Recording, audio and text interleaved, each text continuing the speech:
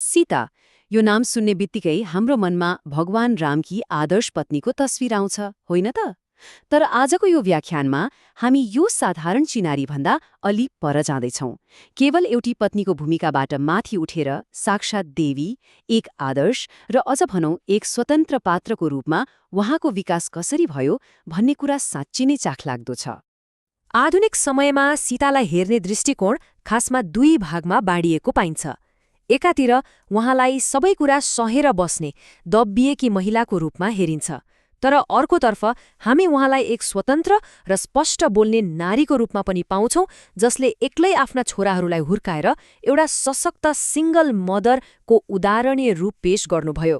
र यही दुई फरक पाटोले नै आजको हाम्रो यो सम्पूर्ण विश्लेषणको आधार तयार गर्छ। त्यसो भए यो कथा कसरी अघि बढ्छ त?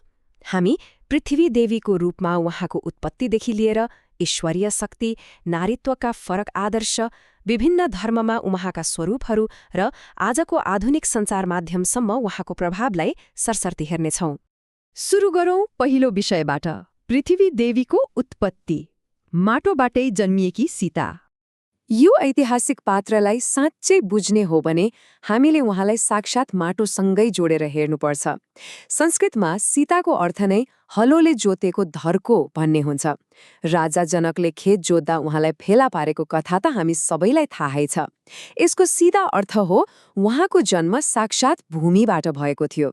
उहाँ कृषिको उर्वरता र समृद्धिको एक जीवन्त प्रतीक हुनुहुन्छ। महाकाव्यकी नायिका बन्नुभन्दा धेरै अघिदेखि नै वैदिक कालमै उहाँलाई राम्रो उब्जनी दिने शक्तिशाली पृथ्वी देवीको रूपमा पुजिन्थ्यो। ऋग्वेदकै कुरा गर्ने हो भने पनि उहाँलाई हाम्रो तर्फ झुक्नुहोस्, राम्रो फल दिनुहोस् भनेर आह्वान गरिएको छ। यसले के प्रश्न पार्छ भने त्यो पुरानो कृषिप्रधान समाजमा उहाँको स्थान कति शक्तिशाली र पूजनीय थियो। अब लागौं दोस्रो खण्डतिर, ईश्वरीय र आदर्श रूप। कसरी एउटी प्राकृतिक देवी ब्रह्माण्डीय शक्तिमा परिणत हुनुहुन्छ त?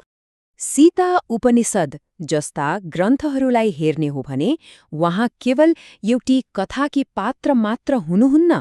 उहाँलाई साक्षात् लक्ष्मीको अवतार र यो पूरै ब्रह्माण्ड सृष्टिको मुख्य कारण मानिएको छ। उहाँ आदिम प्रकृति हुनुहुन्छ। इच्छा, क्रिया र ज्ञान यी तीनवटै ठूला ब्रह्माण्डीय शक्तिहरूको सङ्गम उहाँमै छ। सोच्नुहोस् त, सम्पूर्ण अस्तित्वको जग नै उहाँ हुनुहुन्छ।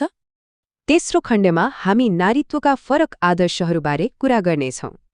हिन्दू परम्परामा नारीत्वलाई कसरी हेरिन्छ भनेर बुझ्न सीतालाई अर्कै लोकप्रिय देवी राधासँग दाजेर हेर्दा कुरा एकदमै स्पष्ट हुन्छ। यी दुई बीचको भिन्नता साँच्चै नै रोचक छ। सीता एक परम्परागत कर्तव्यपरायण रानी हुनुहुन्छ, जसलाई आफ्नो पारिवारिक र सामाजिक जिम्मेवारीको पूरा ज्ञान छ। तर राधा एकदमै चुलबुले प्रेमिका हुनुहुन्छ, जसको सम्पूर्ण ध्यान आफ्नो प्रेम सम्बन्धमा मात्रै छ। यसले सीताको त्यो गहिरो नागरिक र पारिवारिक कर्तव्यको आदर्शलाई झनै मज्जाले उजागर गर्छ। अब चौथो खण्ड, विभिन्न धर्महरूमा सीताको कथा कसरी अनुकूलन गरिएको छ त? पूर्ण रूपमा फरक धार्मिक परम्पराहरूले सीताको कथालाई कसरी अपनाएका छन् भन्ने कुरा सुन्दा अचम्म लाग्न सक्छ। संघदासको जैन संस्करणमा हेर्ने हो भने त सीतालाई रावण र मन्दोदरीकै छोरीको रूपमा पो देखाइएको छ, जसलाई पछि जनकले अपनाए। अनि बौद्ध धर्मको दशरथ जातकमा त झन् उहाँ राम र लक्ष्मणकी बहिनी हुनुहुन्छ। सौतेनी आमाको डाहाबाट बचाउन उहाँलाई हिमालय पठाइन्छ। यी कथाहरूले के देखाउँछन् भने एउटा सांस्कृतिक प्रतीकको रूपमा सीता कति धेरै लचिलो हुनुहुन्छ। र अन्त्यमा पाँचौं खण्ड, आधुनिक मिडिया र उहाँको स्थायी प्रभाव। मन्दिरदेखि पर्दासम्म उहाँको यात्रा। हाम्रा चाडपर्वहरूमा सीताको उपस्थिति कति गहिरो छ भन्ने कुरा सायद छुट्टै भनिरहनु पर्दैन। सीता नवमीले उहाँको जन्म र समर्पण मनाउँछ।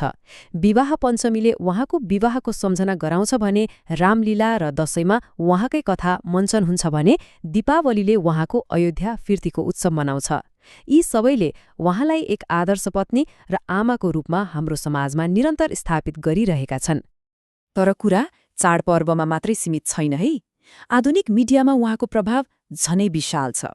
सन् 1934मा दुर्गा खोटेले खेलेको सीता चलचित्रदेखि 1987मा दीपिका चिखलियाको त्यो अविस्मरणीय टेलिभिजन प्रस्तुति अनि हालै 2023मा आदिपुरुषमा कृति सेननको अभिनयसम्म आइपुग्दा आधुनिक दर्शकहरूले यी सिनेमाहरूमा आफूलाई प्रतिबिम्बित भएको पाउँछन्।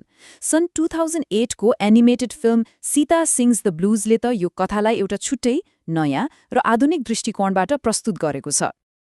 अब यो सम्पूर्ण विश्लेषणलाई टुङ्ग्याउँदै गर्दा एउटा गहिरो प्रश्न मनमा आउँछ। आज्ञाकारी पत्नी, कर्तव्यपरायण रानी, पृथ्वीदेवी वा एउटी स्वतन्त्र सिंगल मदर, यी मध्ये सीताको कुन चाहिँ रूप आजको यो आधुनिक संसारसँग सबैभन्दा बढी मेल खान्छ त? इतिहास र संस्कृतिसँगै बदलिँदै आएका यी व्याख्याहरूले आजको नारीत्वलाई बुझ्न साँच्चै नै एउटा बलियो आधार दिएका छन्। आजको यो व्याख्यान यही समाप्त हुन्छ, तर यो प्रश्नले पक्कै पनि हामीलाई सोचमग्न बनाउनेछ।